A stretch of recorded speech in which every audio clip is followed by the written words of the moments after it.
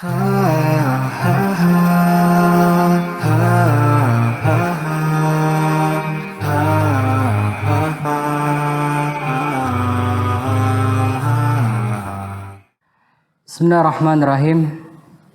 Assalamualaikum warahmatullahi wabarakatuh. Alhamdulillahi rabbil alamin. Wa bihi nasta'in ala umurid dunya waddin. Alhamdulillah bi ni'matihi tatimmus shalihah. Segala puji bagi Allah yang dengan nikmat yang Allah berikan kepada kita, begitu banyak nikmat tersebut membuat kita senantiasa dalam kebaikan, senantiasa bisa terus bersyukur kepada Allah. Puja dan puji syukur kita tentunya selalu kita panjatkan kepada Allah. Begitu juga dengan salawat kepada Nabi besar Muhammad sallallahu alaihi wasallam, karena berkat dari usaha, dari pengorbanan Rasulullah sallallahu alaihi wasallam, begitu juga dengan para sahabat yang membuat kita sampai saat ini bisa merasakan bagaimana manisnya iman.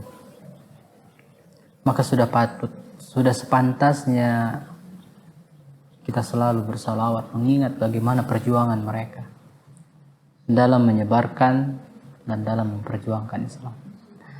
Kaum muslimin yang dimuliakan Allah, kembali dalam acara kita di Nu'min Sa'ah.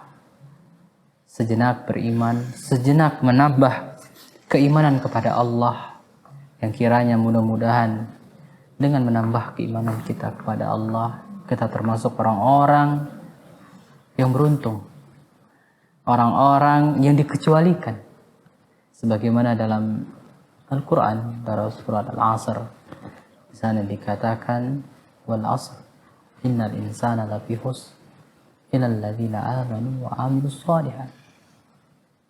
Allah katakan dalam ayat ini, wal asr, demi masa, innal insana lafi khusr, sesungguhnya manusia itu dalam kerugian, benar-benar dalam kerugian. Kemudian Allah kecualikan illal ladzina amanu, kecuali yang mana kita tahu kecuali ini lebih sedikit daripada yang tidak dikecualikan. Artinya hanya sedikit dari manusia, bahkan hanya sedikit dari orang-orang yang dia adalah muslim, dia telah beragama Islam, di KTP-nya tertulis dia berstatus beragama Islam, tapi belum tentu dia termasuk yang dikecualikan dalam ayat ini. Illal ladzina amanu wa amilus shalihat, orang yang dia beriman dan dia juga beramal soleh. Kaum muslimin yang dimuliakan Allah, berbicara tentang iman tentu berkaitan dengan hati, karena pada asalnya iman itu adalah kerjaan hati. Iman itu yang dia paling ditekankan di dalam hati. Walaupun kerjaan hati ini dia nanti berhubungan dengan amal perkataan dan perbuatan, namun asalnya, kedudukannya, utamanya itu dari hati. Dan bahkan dikatakan di sana bahwasanya hati ini adalah rajanya, pemimpinnya. Ketika rajanya ini baik, maka tentaranya, yang di sini dikatakan adalah tubuhnya semuanya ini, maka baik semua. Tapi sebaliknya, kalaulah raja tersebut, kalaulah hati tersebut buruk, raja tersebut buruk, maka buruklah semuanya. Coba lihat kaum muslimin yang dimuliakan Allah, betapa besarnya, betapa pentingnya peran dari hati. Hati yang kiranya banyak di antara kita tidak menyadari. Ternyata ada kalanya hati itu dalam keadaan kritis, sakit, derita, bahkan mati. Orang yang hatinya mati, dia bagaikan kuali atau wajan yang ditelangkupkan. Coba bayangkan kuali wajan ditelangkupkan, artinya yang bawahnya itu posisinya ke atas. Tentu tidak bisa dimanfaatkan. Tidak bisa dibuat untuk masak, tidak bisa untuk dijadikan wadah. Kenapa? Dia telah menolak batarul haq wa qamtun nas.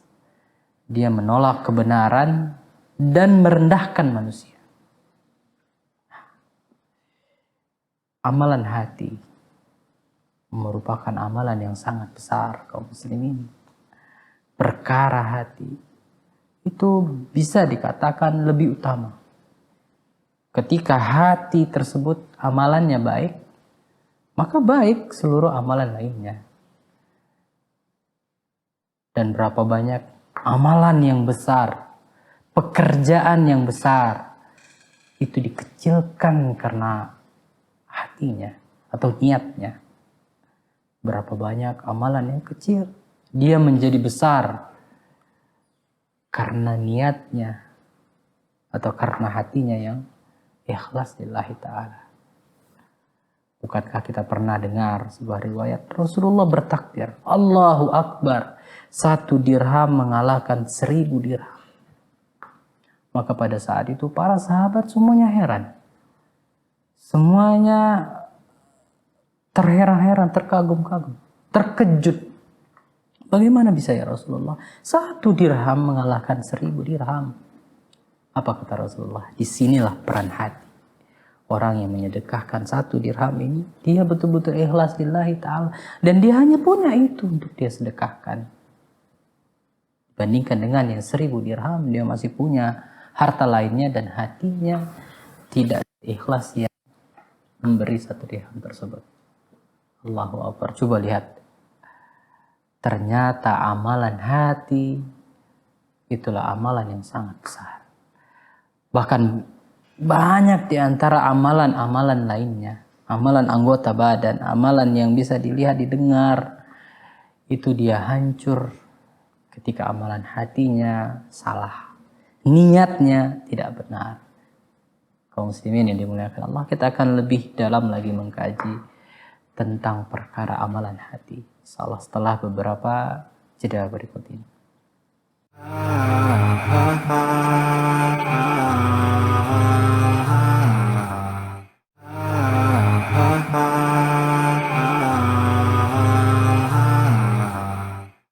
Ya baik kaum muslimin yang dimuliakan Allah, kita lanjutkan kembali kajian kita di perkara kajian hati ya. Kita tadi membahas tentang amalan hati.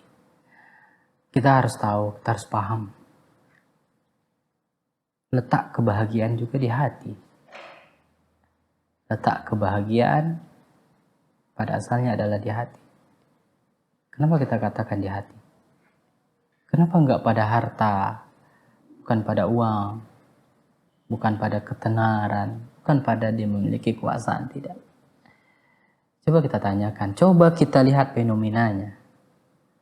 Berapa banyak orang yang dia kaya raya, dia mempunyai segala sesuatu yang dia inginkan, dia menggenggam dunianya. Tapi apa yang terjadi dengannya? Berapa banyak kita lihat orang-orang seperti ini, dia akhirnya jatuh kepada narkoba, jatuh kepada minum-minuman keras. Bahkan tidak sedikit yang mereka malah bunuh diri. Ketika dicek, diperiksa, ditelusuri, ternyata mereka tidak mendapatkan kebahagiaan, tidak mendapatkan ketenangan dalam hati. Padahal mereka memiliki dunia, punya uang. Ini menunjukkan ternyata kebahagiaan itu tidak cukup dengan harta, dengan ketenaran, tidak. Ya, inilah kebahagiaan yang sebenarnya itu ada di hati. Ketika Allah anugerahkan dalam hati kita mutmainnah, Allah anugerahkan dalam hati kita qalbun salim, maka di situ surga. Ini yang dikatakan oleh Ibnu Taimiyah. Sesungguhnya di dunia itu ada surga. Barang siapa yang merasakannya, maka dia akan merasakan surga nantinya. Tapi kalau dia tidak merasakannya, tidak mendapatkannya, maka niscaya dia tidak mendapatkan surga tersebut. Tidak mendapatkan surga. Dan dia adalah ada di hati. Dia ada di hati. Ketika hati merasakan indahnya, manisnya iman, maka ketika itulah surga. Ini yang dikatakan oleh Ibnu Taimiyah. Apa yang dikatakan? Apa yang mau dilakukan oleh musuhku? Apa yang mau dilakukan oleh musuhku kepadaku? Jika mereka menahanku, maka penjara bagiku adalah waktu untuk berhalau, untuk mendekatkan diri kepada Allah. Jika mereka mengusirku, maka pengusiranku adalah sebagai rihlahku, perjalananku fisabilillah. Jika mereka membunuhku, maka kematianku adalah syahid, jihad fisabilillah. Allahu Akbar. Coba lihat bagaimana ketika hati telah diisi dengan keimanan, maka semua baginya adalah mudah. Semua baginya adalah suatu kebahagiaan. Semua baginya sesuatu yang indah. Allah yang jadikan itu bagi dirinya. Allah yang jadikan itu di hatinya.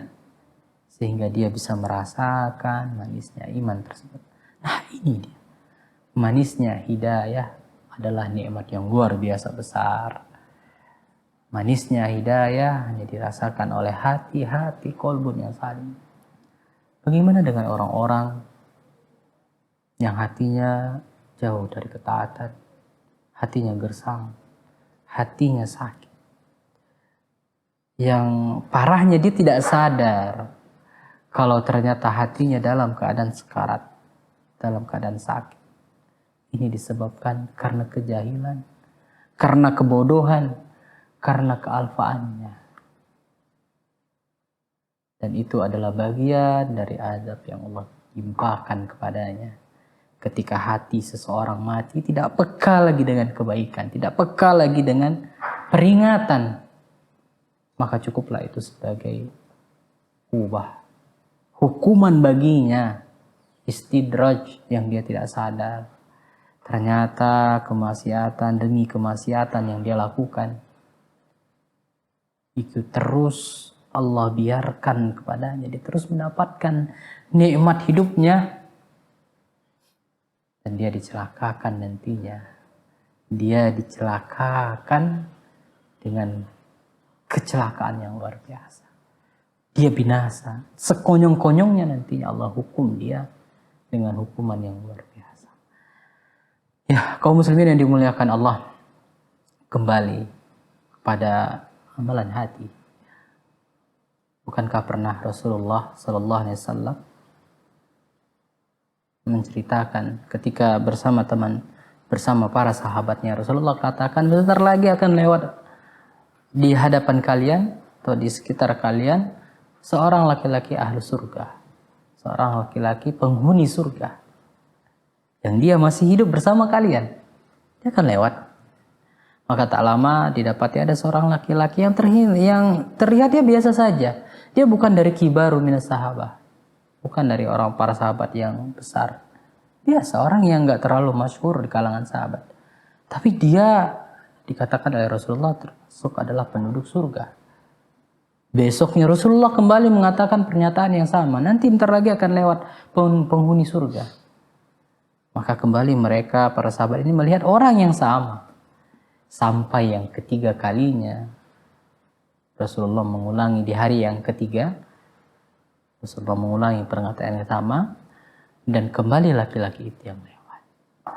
Maka ketika itu ada seorang sahabat yang penasaran, apa sih amalan laki-laki ini sehingga dia mendapatkan keutamaan, bahkan sampai 3 kali Rasulullah katakan dia adalah penghuni surga. Dia penasaran, maka dia coba buat alasan agar kiranya dia bisa nginap di tempat laki-laki ini untuk mengetahui, menyelidiki apa amalannya, sehingga dia mendapatkan jaminan. Dikabarkan oleh Rasulullah sampai 3 kali dia adalah penghuni surga. Ya, dia mendapatkan alasan tersebut, dia sampaikan kepada laki-laki ini agar dia bisa menginap di tempatnya selama kurang lebih 3 hari. Apa yang dilakukan? Nah, insya Allah kita akan lanjutkan setelah beberapa jeda berikut ini.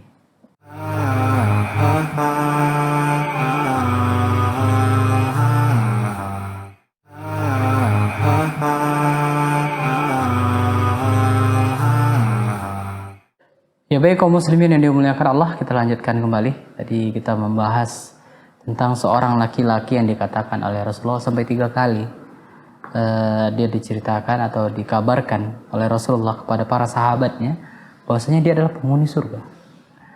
Maka seorang sahabat ini dia menjumpai, yaitu Allah alam Ibnu Umar yang namanya, dia menjumpai dan menyampaikan alasan agar dia diterima untuk bisa minimal 3 hari ya, karena memang adab untuk bertamu biasanya itu adalah 3 hari. Maka ketika dia bersama laki-laki ini, dia memperhatikan laki-laki itu, bagaimana tidurnya, apakah dia bangun di malam hari atau amalan-amalan lainnya yang mungkin terlihat beda. Maka 1 hari, hari pertama dia lihat ya sama saja, biasa saja. Dia bangun, kemudian tidur, bahkan dia tidak dapatinya bangun di malam hari itu sholat. Hanya saja dia lihat paling ketika dia bergeser dari tidurnya dia berzikir, itu saja. Hari kedua juga didapati hal yang sama, tidak ada yang istimewa. Sampailah hari yang ketiga juga sama. Maka dia pun menyampaikan kepada laki-laki itu, wahai paman, sesungguhnya tidaklah aku datang ke sini melainkan aku hanya ingin tahu apa sih amalanmu, sehingga Rasulullah sampai mengatakan engkau adalah di antara penghuni surga. Maka laki-laki ini mengatakan, wahai anakku, ya sebagaimana yang kau lihat, aku yang mengamalkan, yang mengerjakan yang sesuai, yang seperti apa yang kau lihat, tidak ada yang istimewa. Maka setelah itu sahabat ini dia sampai berpikiran kalau begitu mudah masuk surga, karena yang dia lihat ini nggak ada yang terlalu istimewa dari amalannya. Maka ketika dia akan beranjak, tak selang berapa jauh dipanggil kembali oleh laki-laki ini. Wahai anakku, sini. Kalau amalanku ya seperti yang kau lihat, tidak ada yang istimewa, tapi hanya ada satu mungkin. Tidaklah aku tidur di malam hari, melainkan aku sudah menghilangkan semuanya. Telah ku ikhlaskan semuanya. Dan aku tidak pernah hasad kepada manusia. Allah Allah. Maka terkejut sahabat Rasulullah ini. Dia katakan, ya ini dia paman. Ini dia perkara yang mungkin kami tidak mampu melakukannya. Yaitu menjaga hati agar tidak hasad, tidak dengki, tidak iri kepada saudaranya. Dan tidak mendongkol atau kesal dengan saudaranya tersebut. Bisa mengikhlaskan. Karena bagaimanapun kita pasti dalam berhubungan, bermuamalah, ada gesekan-gesekan, ada perkara-perkara yang kiranya membuat kita tersinggung, membuat terjadi percekcokan, permusuhan. Itu sesuatu yang pasti terjadi. Nah, bagaimana caranya kita kalau ingin mendapatkan sebagaimana keutamaan yang didapatkan oleh laki-laki ini? Dia katakan, tidaklah aku tidur, melainkan aku telah mengikhlaskan semuanya. Artinya tidak ada lagi rasa dongkol di dalam hatinya. Tidak ada lagi rasa tidak enak, tidak nyaman. Dia ikhlaskan semuanya. Sehingga dia mendapatkan nikmat qalbun salim. Hati yang bersih, hati yang selamat. Selamat dari apa? Selamat dari hasad, selamat dari iri, selamat dari dengki, dendam dan lain sebagainya. Yang semua itu pada asalnya merusak kebahagiaan kita. Coba lihat orang yang ketika di hatinya ada tamak, maka apa yang telah dia miliki, dia tidak akan merasa puas. Dia sudah punya sepeda motor yang mahal, dia belum puas. Dia coba untuk punya mobil yang mewah, dia juga belum puas. Dia harus punya bahkan pesawat jet, dan juga dia belum puas.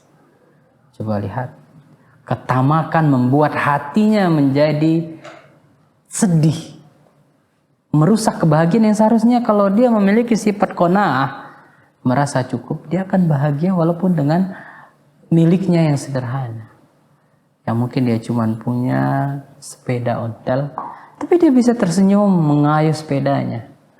Nah, ini yang dikatakan oleh diceritakan tentang seorang pengusaha yang dia memiliki segala sesuatunya, dia ternyata iri dengan melihat pemandangan dari penjaga rumah atau sapamnya yang bisa dengan santai menggandeng istri dan anaknya, berjalan dengan ketawa ketiwi, menikmati hidupnya. Dia iri.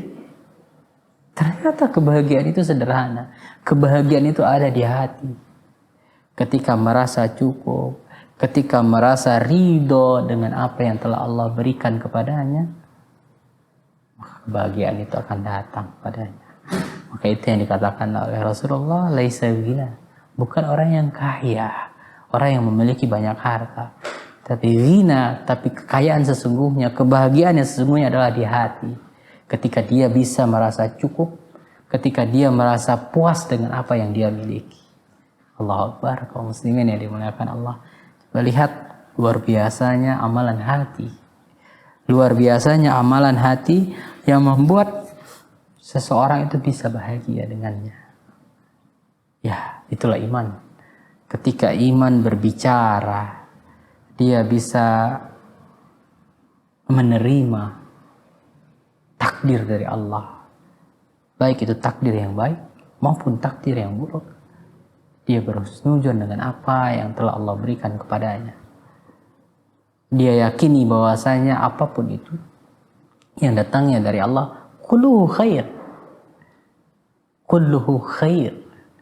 Walaupun dipandang oleh mata zahir manusia itu adalah sesuatu yang merugikan, sesuatu yang tidak mengenakan. Tapi karena husnudzonnya dia kepada Allah, berbaik sangkanya, dia yakin bahwasanya ini adalah sesuatu yang baik untuknya. Sama halnya seperti orang yang sakit. Dia mungkin mengalami sakit yang berpanjang. Bagaimana dia bisa berhusnudzon dengan Allah?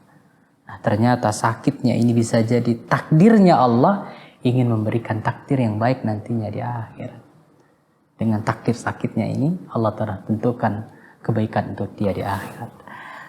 Ya baik kaum muslimin yang dimuliakan Allah, mudah-mudahan bermanfaat apa yang kita bawakan di kesempatan kali ini. Dan kiranya Allah senantiasa menjaga hati-hati kita menjadi hati-hati yang baik, hati-hati yang selamat, hati-hati yang nantinya bisa membawa kita ke dalam surganya Allah. Mudah-mudahan bermanfaat. Kita tutup dengan doa kafaratul majelis.